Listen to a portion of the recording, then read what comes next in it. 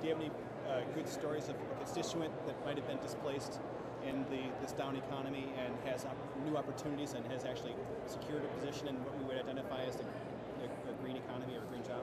Well, I think actually I can talk about a community, which is not the one that you'd most think of as the first folks that are working on green jobs projects, but the city of Lindstrom, this small little village, about 2,500 people in Chisago Lakes. It's one of the original Swedish settlements in Minnesota. We actually call it the Swedish Lutheran Riviera, right along the St. Croix River there. And you know, the downtown's been kind of dying on the vine as Highway 8 becomes this thoroughfare that people don't stop at, and an older community that just, you know, Forest Lake has grown up around it, and you know, that's where people shop. But we have this strong connection with Sweden. Sweden has beaten, the mother country is beating us here in Lindstrom and in Minnesota, because they have actually reduced their carbon emissions almost 10% and increased their national production, their GDP, almost 50% in the last 2 decades. How? Bioenergy.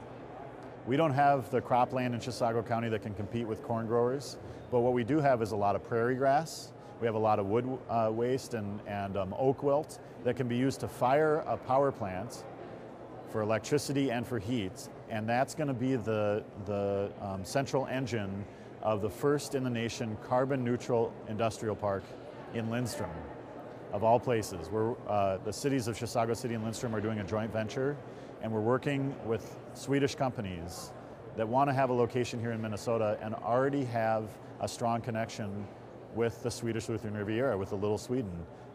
That's a very unlikely story that actually has become a real possibility here, and I'm hopeful in the next 18 months that we'll see some shovels in the ground.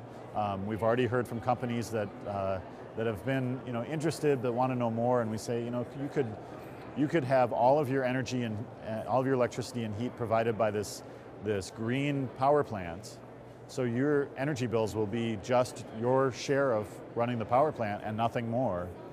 And you can focus your work on research, development, and payroll and hiring the most talented people. And they're really going gaga over it. I think it's really going to happen.